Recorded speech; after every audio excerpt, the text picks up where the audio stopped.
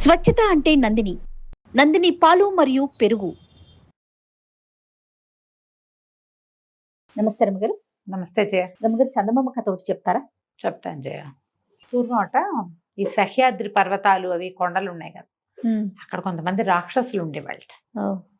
అయితే వీళ్ళు ఈ రాక్షసులు చాలా మంది ఉండేవాళ్ళు. క్రమంగా అటటటట పోయారు. వాళ్ళు కూడా తగ్గిపోయారు. మరి రావణాసురుడి తర్వాత అందరు తగ్గిపోలా. అవునవును. క్రమంగా ఈ మన చూడు రావణాసురుడి తర్వాత అంటే త్రేతాయుగం తర్వాత ద్వాపరయుగంలో రాక్షసుల గుంపు ఎంత? చిన్న గుంపే. అవునవును, చిన్న గుంపే. ఈ కంసుడి దగ్గర కొంత గుంపంతా పోయింది. తర్వాత ఇంకా హిడింబాసురుడు, ఆలంబాసురుడు అలాంటి వాళ్ళు ఇద్దరు ముగ్గురు మిగిలేరు. హిడింబాసురుడి చెల్లెలే హిడింబ, ఆవిడ కొడుకే ఘటోత్కచుడు. అంతేగా కొద్ది కొద్దిగా ఉన్నారు. మనం రాక్షసుల లెక్కలో వేసుకోవాలి. రాక్షసుడే, తల్లి రాక్షసి కదా. అంతేనా?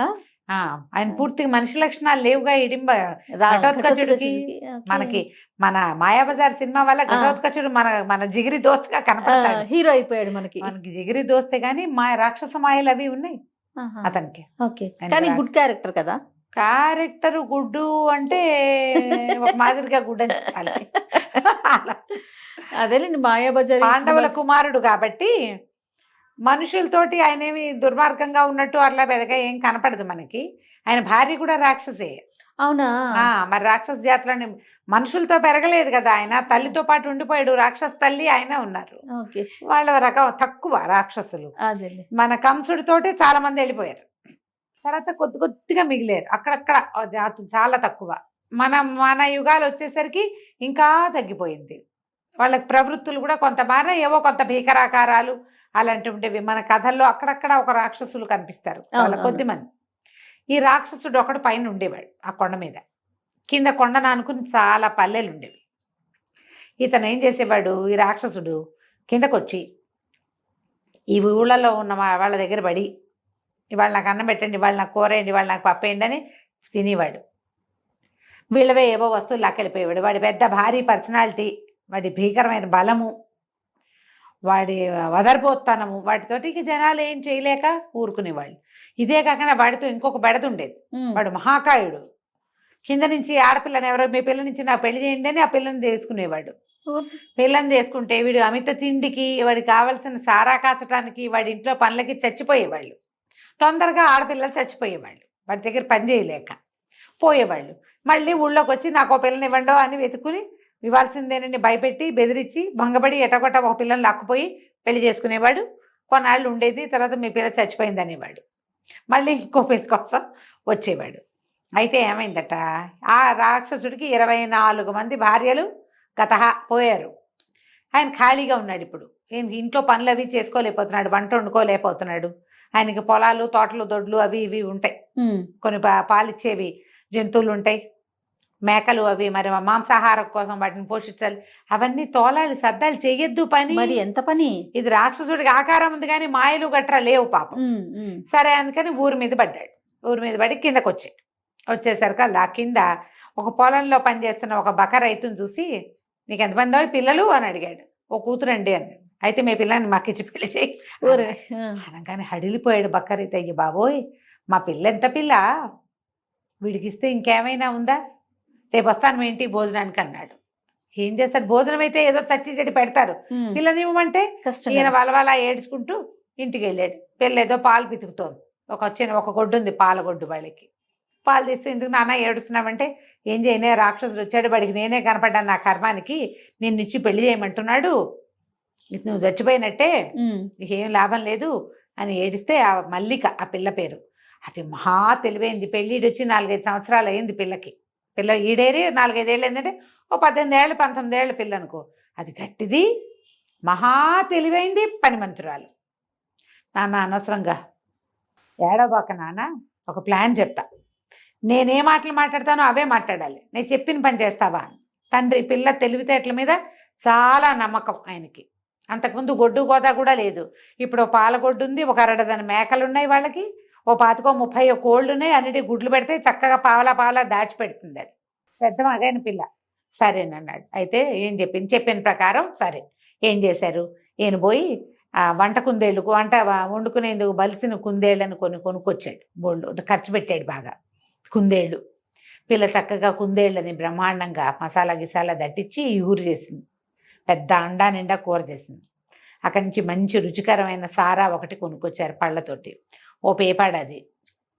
చుట్టుపక్కల అందరిళ్ళకి వెళ్ళి వాళ్ళు నేసిన బట్టలు, వాళ్ళు బట్టలు నేసేవాళ్ళు, నేసిన బట్టలన్నీ పట్టుకొచ్చి మళ్ళా రేపు సాయంత్రం ఇచ్చేస్తా, 2 రోజుల్లో ఇస్తాను అని చెప్పి వాళ్ళు నేసిన బట్టలన్నీ పట్టుకొచ్చి ఇంట్లో పెట్టింది. మర్నాడు మధ్యాహ్నం అయ్యేసరికల్లా రాక్షసుడు ధనామని శబ్దం చేసుకుంటూ భోజనానికి వచ్చాడు. పిల్లని చూశాడు. పిల్ల ఎత్తరిగా బాగానే ఉంది, పనిమంతురాలే ఉంది, ఇల్లు వాకిలి శుభ్రంగా ఉన్నాయి, కూర్చోండి భోజనం చేద్దురు కానీ అన్నది. ఆయన కూర్చున్నాడు. కూర్చుంటే పెద్ద అండా నిండా కూర పెట్టింది. అక్కడ కూర చూశాడు. పక్కనక సారా పీప ఉంది, బట్టలన్నీ పేర్చున్నాయి. ఆ పిల్ల ఎట్లా పెట్టిందంటే భోజనాలు చేసే గదిలో ఓ పక్కంతా లైన్గా బట్టలు పేర్చి పెట్టింది, ఎత్తుగా ఒకదాని మీద ఒకటి. నేసిన బట్టలు ఏం చేస్తారు, ఇట్లా ఇట్లా మూర కొలతలతోటి మడుస్తారా, అవి ఇంత ఎత్తు వస్తాయి కదా, అట్టటి ఒక్కొక్కటి 10 చొప్పున 10 14 పెట్టింది. అన్నీ మంచి మంచి బట్టలు రంగులవి.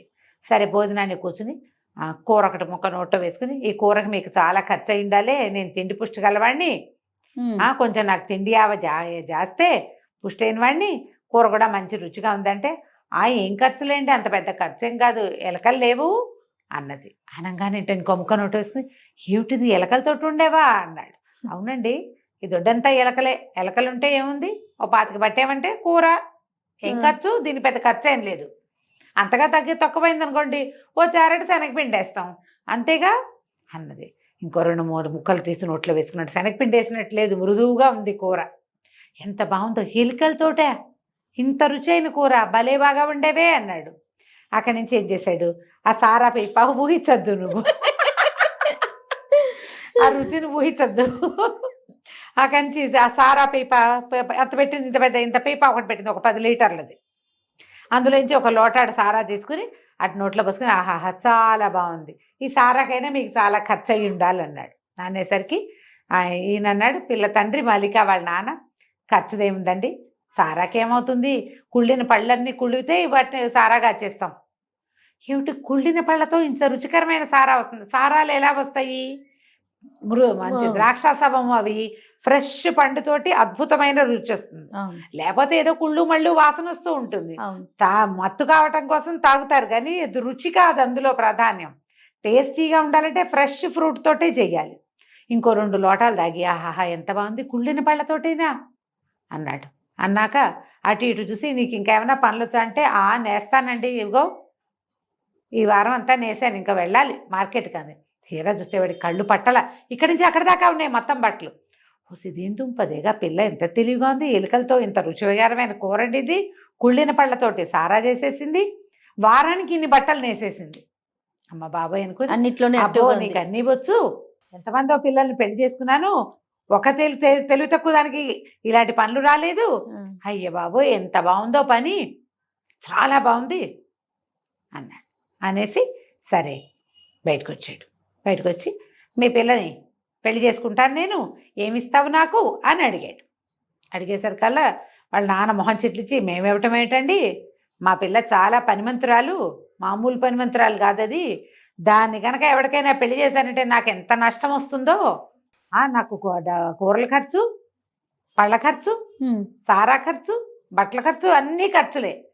ఆ పిల్లని పెళ్లి చేయటం అంటే డబ్బులు తీసుకుని కానీ చెయ్యను నేను. మా ఊళ్ళో షావుకారు గారికి భార్య పోయింది, పిల్లని ఇవ్వమని వెంబడబడుతున్నాడు, నా ఎత్తు ధనం పోసినా నేను ఇవ్వనన్నాను అనేసరికల్లా రాక్షసుడు అన్నాడు, ఏంటి డబ్బులు అడుగుతావా నన్ను, మీ పిల్లని రేపు పొద్దున్నే ఎత్తుకుపోతే నీకు దిక్కులేదు తెలుసా అన్నాడు. డబ్బులు ఎందుకు అడుగుతాను, నన్ను ఎట్లా అడుగుతావు, షావుకారు అంటే మనిషి కాబట్టి భయపడతాడు, నేను రాక్షసుడిని, నాకేం భయం, అవును పిల్ల ఎత్తుకుపోతా అన్నాడు. ఎత్తుకుపోతా అంటే ఆయన అన్నాడు, మల్లిక వాళ్ళ నాన్న, ఓహో మీకు మా అమ్మాయి సంగతి తెలియదండి, మహామకురు అది, దాన్ని ముద్దుగా బంగారు తల్లిగా చెప్పి ఏమైనా చేయించవచ్చు, ఒక్కసారి దానికి కోపం వచ్చినా, కష్టంతో వచ్చినా, ముక్కలుగా కోసినా పని చేయదు, అది కోపం వచ్చిందంటే ఇక అంత పట్టు పని అంతే, దాంతో ముద్దుగా చేయించుకోవాలి, మీరేమిస్తారో చెప్పండి అనగానే బాగా ఆలోచించుకొని ఓ అమౌంట్ చెప్పాడు. చెప్తే నేను ఒప్పుకోలే, ఆ అమౌంట్కి అయితే కుదరదండి, మా పిల్లని వారానికి ఒప్పుకోవటం ఇంటికి పంపించగలను ఆ డబ్బులకి అంతే, దాన్ని శాశ్వతంగా మీకు పెళ్ళంగా పంపించాలంటే 1 ఇంటూ వారం, అంటే 1x7 చేయాలి మీరు, అంత చేస్తే ఏమైనా చూస్తానన్నాడు. ఇక పెంచుకుంటూ పెంచుకుంటూ పెంచుకుంటూ పోయాడు. రాక్షసుడు అనుకున్నాడు, బాగుంది, ఎంతో బాగుంది, మరి ఈ పిల్లని కనుక చేసుకుంటే తిండి ఖర్చు తగ్గిపోయింది, సారా ఖర్చు తగ్గిపోయింది, పైగా ఊపర్సే ఏమంటారు సోనేపే సుహాగా లాగా బట్టలు నేసేస్తుంది, అది బంగారంగా పై ఎత్తున పరి కదా. అక్కడి నుంచి మనకు బోళ్ళని గొర్రెలు ఉన్నాయి కొండ మీద, గొర్రె బొచ్చుతోటి శుభ్రంగా తివాసీలు గొంగళ్ళు కూడా నేసేస్తుంది పిల్ల. ఎంత డబ్బు! అవన్నీ ఆలోచించుకుని బోల్ డబ్బులు వస్తాయని సరేనని మొత్తానికి పెద్ద అమౌంట్ చెప్పాడు. చెప్పేసరికల్లా ఈయన అన్నాడు, అలాగేనండి, మీరు ఇంటికి వెళ్ళిపోండి, ఈ పూట రేపు మొత్తం డబ్బులన్నీ తెచ్చిచ్చి మరి మా పిల్లని నిశ్చార్థం పెట్టుకోండి అని చెప్పాడు. మర్నాడు రాక్షసుడు సరేనని పెద్ద మోటాడు డబ్బులు పుచ్చుకొచ్చి ఇదిగో అమ్మాయి, నేను కుదుర్చుకుంటాను పెళ్ళికి అన్నాడు. అనేసరికల్లా అని ఇదిగో మీ నాన్నకి ఇవి ఇస్తున్నాను అన్నాడు. మా నాన్న సంగతి సరే, మరి నా సంగతో అంది మల్లిక. నీ సంగతి ఏమిటి అన్నాడు. నాకు కావలసినట్టుగా నన్ను పెళ్లి చేసుకునేవాడు చక్కటి ఇల్లు ఒకటి కట్టి పెట్టాలి నాకు. నేను చెప్తా నాకు ఎట్లా కావాలో, ఏ గదిలో ఏముండాలో ఇల్లు. తర్వాత నాకు మెత్తటి పక్క కావాలి. ఓహో, ఈ పక్క ఎప్పుడు ఎలా కుదురుతుంది? ఒక ప్రత్యేకమైన వస్తువుతోటి పరుపు కుట్టాలి. ఆ పక్క మీద పడుకుంటే నేను సుఖంగా పడుకున్నానా ఎంత పనైనా చేస్తా. ఇప్పుడు చేసే పనికి 100 రెట్లు చేసేస్తా. హాయిగా పడుకోవాలంటే నాకు మెత్తని పరుపు, అద్భుతమైన పరుపు కావాలి.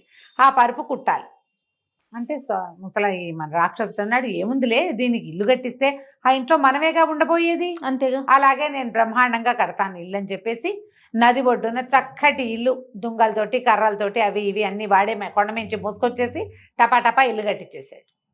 ఇప్పుడు మన మల్లికి పోయి ఇల్లు చూసి వచ్చింది. ఈ ఇల్లు ఎంతో బాగుంది, కొండ కింద ఇల్లు.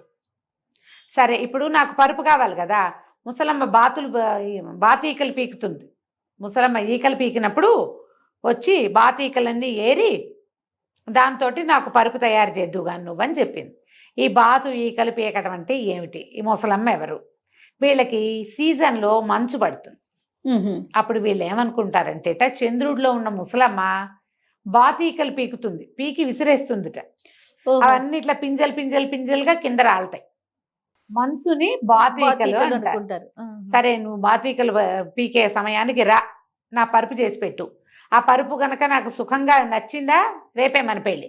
ఓహో, ఈ రాక్షసుడు ఏమంటున్నాడు, 4 నెలలు ఆగుదాం, ఏముంది మంచు పడేదాకా అని. సరేనన్నాడు. ఇల్లు కట్టి తయారు చేసి పెట్టాడు. ఈ మల్లికి పోయి ఆ ఇంట్లో ఉండటం కూడా మొదలుపెట్టేసింది. ఆ ఇల్లు దాందైపోయింది. అక్కడి నుంచి మంచు పడ్డం మొదలుపెట్టింది. ఈ లోపల ఈ మల్లికి ఏం చేసింది, పెద్ద గుడ్డ సంచి ఒకటి కుట్టి పెట్టుకుంది సిద్ధంగా పరుపుకి. ఈ వీడొచ్చాడు రాక్షసుడు కిందకి. సన్నగా మంచు పడుతోంది, బాతీకలన్నీ పడుతున్నాయి కదా, అవన్నీ ఏరి సంచిలో వేయమంది. వంగి లేచి ఏరటం అంటే సింపులా పని? వీడు వేసినట్టే కరిగిపోతోంది. చివరికి మొత్తానికి ఆ రోజు సాయంత్రానికి ఆ పరుపు నిండింది. దీంటాక ఈ అమ్మాయి ఏం చేసింది, దాని అంచులు మడిచి టకటకా చేత్తో కుట్టేసి పరుపుని లోపల లాక్కుపోయి, ఆ మంచు వేసిన పరుపుని లోపల లాక్కుపోయి ఒక చోట పెట్టి దాని మీద 2-3 బొంతలు పరిచి, ఈ రాత్రికి నువ్వు ఇక్కడే పడుకో, అదెంత సుఖంగా ఉందో నువ్వు తెలుసుకుంటే రేపొద్దున మనం పెళ్లి చేసుకుందామంది. మరి పిలిచింది కదా, సరేనన్నాడు. పైగా తను కుట్టిన పరుపు, తను ఏర్పాటు చేసిన పరుపు, పొద్దున్నుంచి సాయంత్రం దాకా ఆ మంచు పింజలు ఏరి వేళ్ళు కాళ్ళు కొంకర్లు వాడికి. వంగి లేచి చేయదు, ఎందుకు వంగాలి వెయ్యాలి. సరే, మంచం మీద ఆ పరుపు మీద పడుకున్నాడు. 1 గంట గడిచేసరికి వీడికి తెలిసింది పరుపు చల్లగా ఉంది. రెండోది ఏమిటో తడిగా కూడా ఉందేమో అని అనిపిస్తోంది. ఎటు తిరిగినా పరుపులోంచి వెచ్చదనరాల. బయట మంచు పడుతుంటే లోపల మంచు పరుపు మీద పడుకున్న వాడి పరిస్థితి ఎట్లా ఉంటుంది? అటు దొర్లి ఎంత దుంపదెంచుకున్నా ఆ పక్క వెచ్చబడదే. ఆ పైన బొంతలు లాక్కుని కప్పుకుంటున్నాడు. ఆ బొంతలు ఉన్నది దేని మీద? మంచు మీద. ఆ పక్క నుంచి చల్లదనం, ఈ పక్కన చల్లదనం. వాడికి పక్కటెముకలు, భుజాలు, కాళ్ళు అన్ని పిచ్చ నొప్పులు చేసేసినాయి. పైగా రాత్రంతా పగలలా వంగి లేచి ఉన్నాడా, వీపు పట్టేసింది, పక్కటెముకలు నొప్పులు, బోన్స్ అన్ని, జాయింట్లన్నీ నొప్పులు వచ్చేసినాయి. తెల్లవారి లేచి నుంచుంటే అసలు వాడి వల్ల కాల. ఎటాగో ఈడ్చుకుంటూ కొండ మీదకి వెళ్ళాడు. ఈ పరుపు మీద పడుకున్న నా పరిస్థితి ఇదైతే రేపొద్దున అదేం పని చేస్తుంది? నేనే ఇట్టన్నాను. ఈ మల్లికను తెచ్చుకుంటే సుఖం లేదనిపించడం మొదలుపెట్టింది. అసలు ఆ ఒళ్ళు స్వాధీన పడలా. ఎవరికైనా మనసు చల్లదనం రాక్షసుల్ని కూడా లొంగదీసేస్తుంది. సరే 2 రోజులు 3 రోజులు అయ్యాక వీళ్ళకి తెలుసు వాడికి ఏం జరిగిందో. వాళ్ళ ప్లాన్ అదే కదా. అదే ఈ మల్లిక వాళ్ళ నాన్న వెళ్ళి, ఏమండి మా పెళ్లి కూతురు సిద్ధంగా ఉంది, ఆ పరుపు ఎంతో బాగా కుట్టేట, మీరు వస్తే పెళ్లి చేసుకుంటానంటోంది, మా అమ్మాయి సిద్ధంగా ఉందంటే, ఇప్పుడు నా వల్ల కాదు, తర్వాత వస్తానన్నాడు. అనేసరికల్లా సరే అని వెళ్ళిపోయాడు. మళ్ళీ 4 రోజులకు వచ్చాడు. ఏమండి వచ్చి పెళ్లి చేసుకుంటారా అన్నాడు. అనేసరికల్లా రాక్షసుడు అన్నాడు, పెళ్ళొద్దు గిల్లొద్దు, నా వల్ల కాదు, నేను చేసుకోను మీ పిల్లని పెళ్ళి, వెళ్ళిపో అన్నాడు. అనేసరికల్లా మల్లిక వాళ్ళ నాన్న అన్నాడు, అదేంటండి మీరు పెళ్ళికి ఒప్పుకున్నారు, ఊళ్ళో వచ్చిన సంబంధాలన్నీ తిరగొట్టాను నేను, ఇప్పుడు మానేసుకుంటే ఏమిచ్చి మానిపిస్తారో చెప్పండి. ఏదైనా ఇస్తే మాన్నట్టు, లేకపోతే మా పిల్ల మీ ఇంటికి వచ్చేస్తుంది, చెప్పు ఏమిస్తావో చెప్పు. ఏం చేయాలో తెలియలే రాక్షసుడికి. ఇక విసుగు పెట్టి లోపలికి వెళ్ళి ఇంత డబ్బు మూట పట్టుకొచ్చి పెట్టాడు. లెక్క లేదు కొలత లేదు, పట్టుపో, మళ్ళీ నీ కిందకి రాను, నువ్వు పైకి రావద్దు, నీ పిల్ల వద్దు, నువ్వు వద్దు, నాకు శభాష్, నా వల్ల కాదు. అసలు వాడు వంగి లేవలేకపోతున్నాడు, కూర్చుంటే లేవలేడు, కాళ్ళు వేళ్ళు అన్నీ పట్టేస్తున్నాయి. 2-3 సీజన్లు గడిస్తే కానీ వాడు నార్మల్ అవ్వాల. ఈ లోపల మల్లిక చక్కగా కింద హాయిగా వాళ్ళ నాన్నకి ముందు ఇచ్చిన డబ్బు, తర్వాత ఇచ్చిన డబ్బుతోటి తండ్రికి 10 ఎకరాల పొలం కొంది, 10 పాడిగొడ్లు కొంది, 25-30 మేకలు కొన్నది. తమ ఆస్తి చూసి వచ్చిన ఒక మంచి పెళ్లి కొడుకుని పెళ్లి చేసుకుని రాక్షసుడు కట్టించిన ఇంట్లోనే హ్యాపీగా ఉండటం మొదలుపెట్టింది. ఇక రాక్షసుడు ఏనాడు దిగలా. వాడికి వృద్ధాప్యం వచ్చేసింది. నీకు కీళ్ళ నొప్పులతోటి వృద్ధాప్యం వస్తుంది. పాతకాలపు కథ అయినా ఇందులో ఎట్లా చెప్పారు చూడు, ఎవరైతే చల్లదనానికి ఇబ్బంది పడతారో వాళ్ళు ఏం చేయాలి, ఇట్లా చల్లదనాల్లో తిరిగారా ఓల్డేజ్ వచ్చేస్తుంది తొందరగా కదా. సూట్ కానివి చేయకూడదు. ఈ కథలో మార్గం మాటలవే కదా, అది సారాంశం. అది చాలా బాగుంది. కథ కంచికి మనం ఇంటికి. చాలా బాగుంది రమ్మ గారు. నమస్తే. నమస్తే.